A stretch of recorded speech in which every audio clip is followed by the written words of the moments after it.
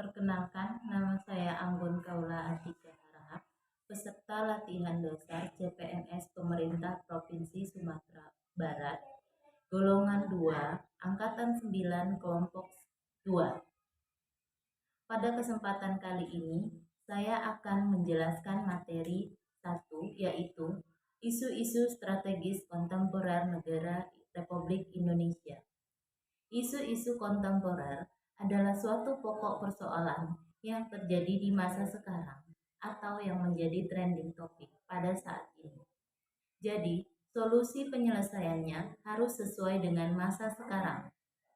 Materi tentang isu-isu kontemporer merupakan materi kelanjutan dari materi wawasan kebangsaan, di mana dalam materi ini kami diberikan materi mengenai apa saja isu-isu yang sedang hangat terjadi di Indonesia dalam konteks bela negara.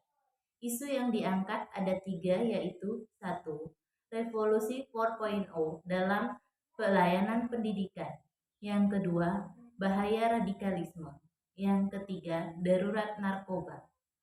Yang pertama, revolusi 4.0 dalam pelayanan pendidikan.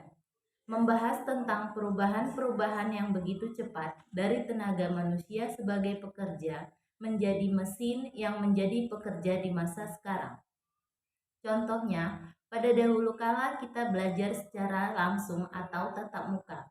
Akan tetapi, pada saat ini kita melakukan proses pembelajaran atau bekerja lebih banyak melalui web atau daring atau Zoom. Tetapi, di balik kemudahan menggunakan teknologi dalam komunikasi, pasti ada celah yang dapat terjadi. Contohnya seperti pencurian data atau hacker. Oleh karena itu, kita harus hati-hati dalam menggunakan teknologi tersebut. Yang kedua yaitu radikalisme. Radikalisme adalah paham yang bisa mempengaruhi kondisi sosial politik suatu negara. Radikalisme dapat mengancam keutuhan suatu bangsa. Contohnya, banyak anak muda yang mengikuti kelompok-kelompok radikalisme. Ini dikarenakan anak muda tersebut sedang mencari jati diri. Jadi, apabila mereka salah bergaul, maka mereka akan terpleset menjadi bagian dari kelompok-kelompok radikalisme tersebut. Yang ketiga yaitu bahaya darurat narkoba, khususnya pengedaran dan penyalahgunaan narkoba. Narkoba sudah ada sejak zaman dahulu kala, akan tetapi narkoba digunakan sebagai obat atau medis. Semakin berjalannya kehidupan sekarang, narkoba sudah disalahgunakan oleh orang-orang tertentu. Makanya Indonesia sudah masuk ke dalam status darurat narkoba. Yang kedua yaitu cara ASN dalam menghadapi isu dan perubahan tersebut. ASN memiliki posisi strategis sebagai poros pembangunan dan penggerak birokrasi. Selain itu, ASN juga sebagai perekat dan pemersatu bangsa. Dalam hal revolusi 4.0 pelayanan pendidikan, kita sebagai ASN tidak bisa menolak perkembangan zaman dan teknologi, tetapi harus bisa beradaptasi mengikuti perkembangan zaman dalam hal kemajuan teknologi.